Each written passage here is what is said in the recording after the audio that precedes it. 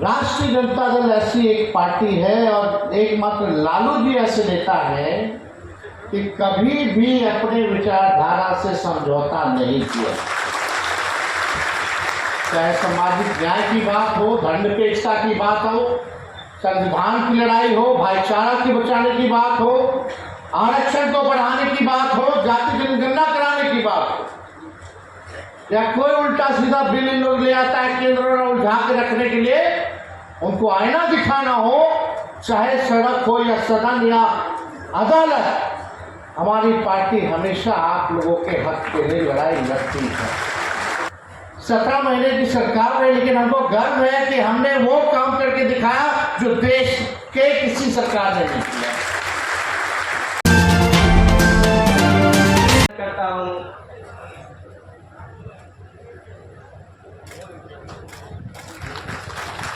साथियों, तो हमने कभी किसी के हिस्से की बात अगर हुई तो उसमें हमारा कोई विरोध नहीं हुआ कि क्या हमने विरोध किया, हमने नहीं किया। लेकिन 1991 आ रही हैं साथियों, सही सम्मान के दौर में और किसी भी प्रकार का शोर ना करें।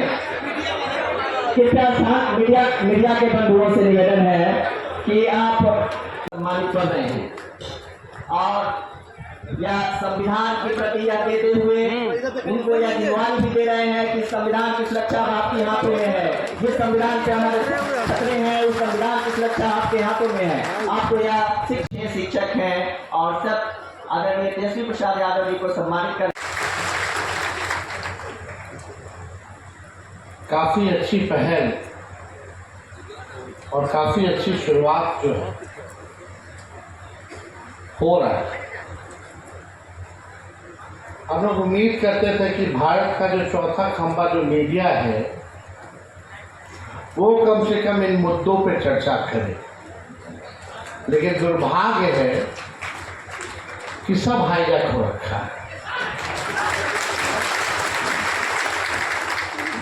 अब जिम्मेवारी हम ही लोग पर है। आप जो पढ़े लिखे लोग हैं,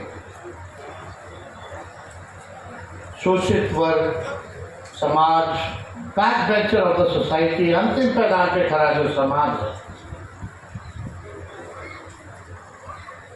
आज जो लोग यहाँ उपस्थित थे हमको सूचित किया गया कि भाई सब पढ़े लिखे ग्रेजुएट, सब लोग प्रोफेसर से लेके सब लोग यहाँ उपस्थित रहेंगे। तो आज हमको लगता है कि आपकी जो लड़ाई है वो आपको ही लड़ना पड़ेगा, कोई और बाहर से आके लड़ने वाला नहीं। और अब अपने कंधों पर ही हम लोगों को ये जिम्मेदारी लेने की जरूरत है। सामाजिक न्याय, संविधान, आरक्षण, जाति जनगणना जैसे महत्वपूर्ण मुद्दे हैं और खास तौर पर बिहार राज्य, जिस राज्य के हम और आप लोग हैं, देश का सबसे गरीब राज्य, और इस गरीब राज्य में सबसे गरीब कौन है? आदिवासी, दलित भाई, अति पिछड़े, ये सब लोग जानते हैं। लेकिन जब जाति आधारित गणना हुई, जाति जनगणना हम लोगों ने नहीं कराया और ना राज्य सरकार करा सकती क्योंकि संविधान में नहीं है, इसलिए हम लोगों ने जाति आधारित गणना सर्वे कराया। तो ज़्यादा पढ़े लिखे लोग हैं, जानकार लोग हैं, समाज में कई लोगों का शोषण हुआ होगा, पीड़ित होंगे यहाँ पर लोग, लेकिन राष्ट्रीय जनता दल ऐसी एक पार्टी है और एकमात्र लालू जी ऐसे नेता है कि कभी भी अपने विचारधारा से समझौता नहीं किया। चाहे सामाजिक न्याय की बात हो, धर्मनिरपेक्षता की बात हो, संविधान की लड़ाई हो, भाईचारा के बचाने की बात हो, आरक्षण को बढ़ाने की बात हो, जाति जनगणना कराने की बात हो, या कोई उल्टा सीधा बिल इन लोग ले आता है केंद्र में उलझा के रखने के लिए, उनको आईना दिखाना हो, चाहे सड़क हो या सदन या अदालत, हमारी पार्टी हमेशा आप लोगों के हक के लिए लड़ाई लड़ती है।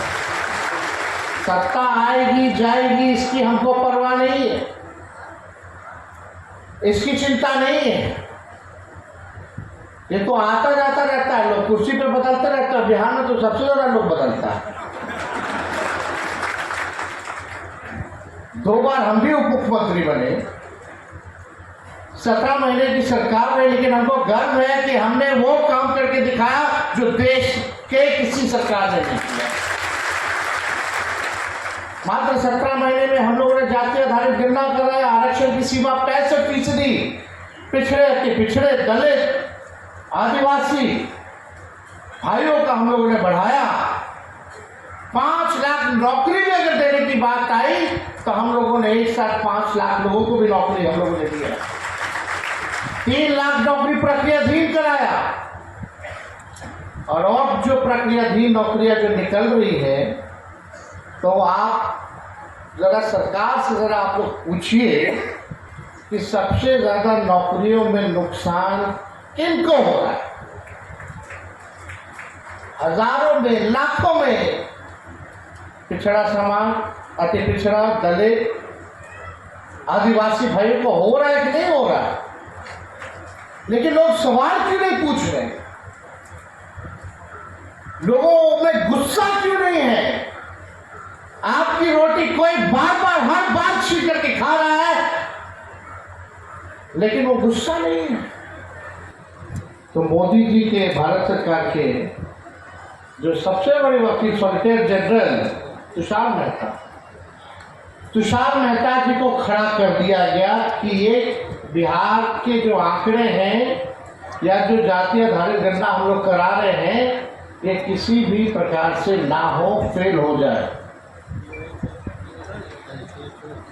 आप बताइए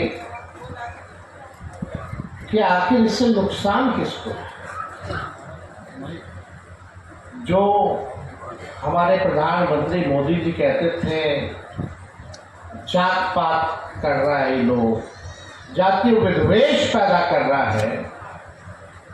आज उन्होंने कैबिनेट में मीटिंग में निर्णय लिया कुछ दिन पहले कि भारत सरकार जातीय जनगणना कराएगी। तो प्रधानमंत्री जी को बताना चाहिए कि क्या अब आप जात को लड़ा रहे हो, विद्वेष पैदा कर रहे हो। इससे नुकसान किसी को नहीं, बल्कि फायदा है। साइंटिफिक डेटा होना तो सबसे ज्यादा महत्वपूर्ण है। रियलिटी पता चलता है, सच्चाई पता चलती है। अगर नाला साफ करने वाला है तो कौन जाति का है, ठेला धोने वाला है तो कौन जाति का है, भूमिहीन है तो कौन जाति का है, एक कमरे में परिवार अगर रहता है तो वो कौन जाति के लोग हैं, ये तो पता चलना चाहिए। जब तक आपको ये जानकारी नहीं होगी, सरकार कितनों अरबों खरबों का बजट बनाता चला जाए, अनाउंस करता रहे, लेकिन उस बजट को और योजनाओं को हम उन लोगों तक नहीं पहुंचाएंगे जिसको समाज में सबसे अधिक जरूरत है, तो ये हमारा बजट का क्या मतलब है।